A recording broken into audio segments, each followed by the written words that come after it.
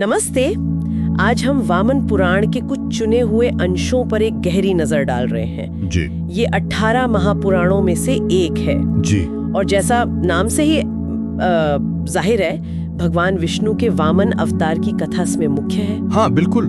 पर जैसा हम देखेंगे, इन अंशों में और भी बहुत कुछ है।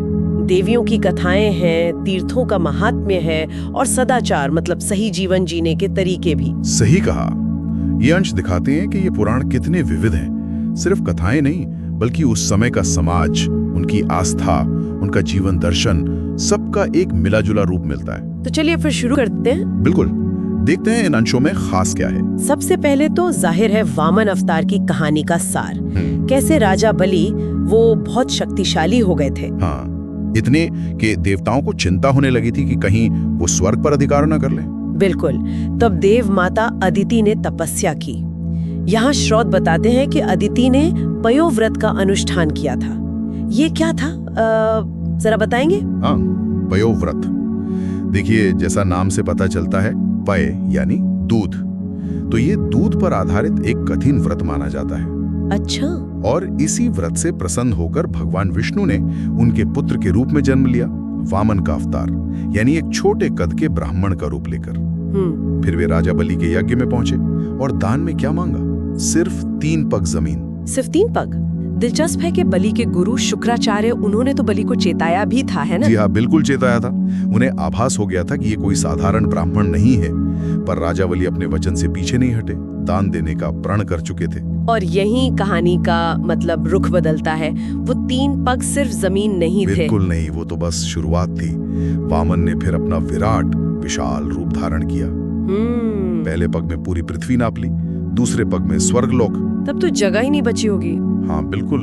तीसरे पग के लिए जब कोई स्थान नहीं बचा, तो वचन के पक्के राजा बलि ने उन्होंने अपना सिर आगे कर दिया। अपना सिर? जी।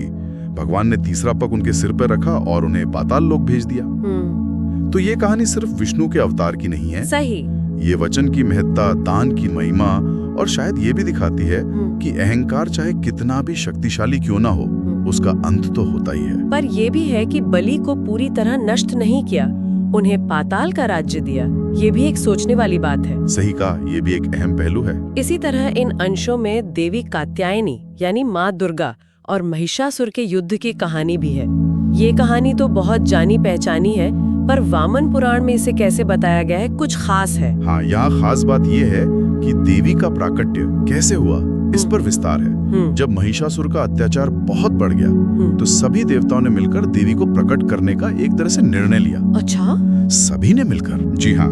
स्रोत बताते हैं कि शिव के तेज से देवी का मुख बना, यमराज के तेज से केश, विष्णु के तेज से भुजाएं बनी, चंद्रमा के तेज से स्तन, इंद्र के तेज से कमर, वरुण के तेज से जंघा और पिंडली, पृथ्वी के तेज से नितंब, ब्रह्मा के तेज से चरण और सूर्य के तेज से उंगलियां बनी। यानी हर देवता की शक्ति का अंश उनमें समाहित था। बिल्कुल। ये सिर्फ एक लिस्ट नहीं है, ये इस बात का प्रतीक है कि जब बुराई बहुत बढ़ जाती है, तो सभी अच्छी शक्तियों को, सारी सकारात्मक ऊर्जा को संगठित होना पड़ता है।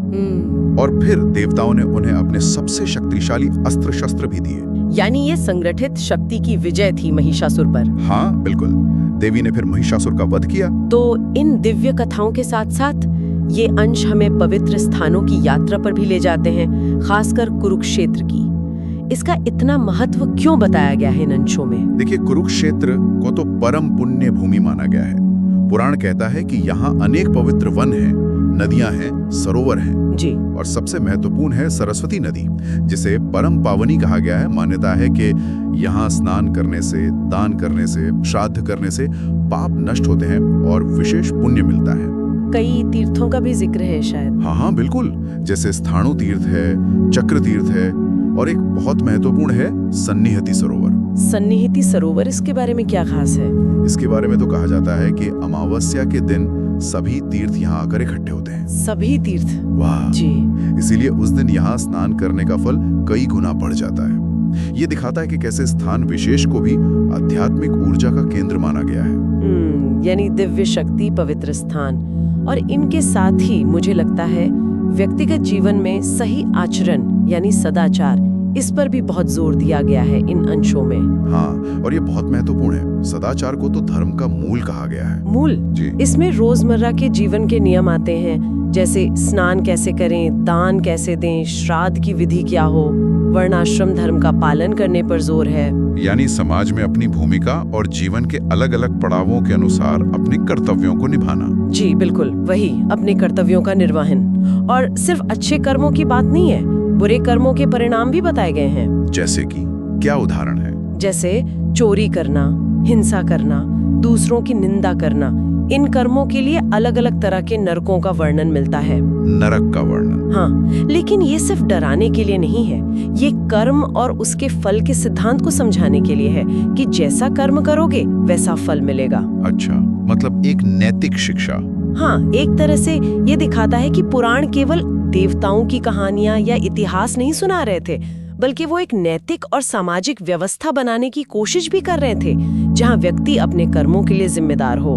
तो हमने देखा कि वामन पुराण के ये चुने हुए अंश हमें भगवान विष्णु के अद्भुत अवतार, देवी दुर्गा की अदम्य शक्ति, कुरुक्षेत्र जैसे तीर्थों की गहरी महिमा और सदाचार के महत्व से रूबरू कराते हैं। बिल्कुल, ये कथाएं और उपदेश मतलब आज भी हमें सोचने पर मजबूर करते हैं। हजारों साल पहले लिखी गई ये बातें ये उस समय के समाज को कैसे दर्शाती हैं? हाँ। और क्या इनके पीछे छिपे जो गहरे अर्थ हैं वो आज भी हमारे लिए कुछ मायने रखते हैं? मुझे लगता है शायद हर कहानी में, हर उपदेश में व्यक्ति और समाज के लिए कोई ना कोई सीख छिपी हुई है। बिल्कुल, और यही विचारणीय प्रश्न है कि हम आज उनसे क्या सीख सकते हैं। खैर, आज के लिए बस इतना ही। जी।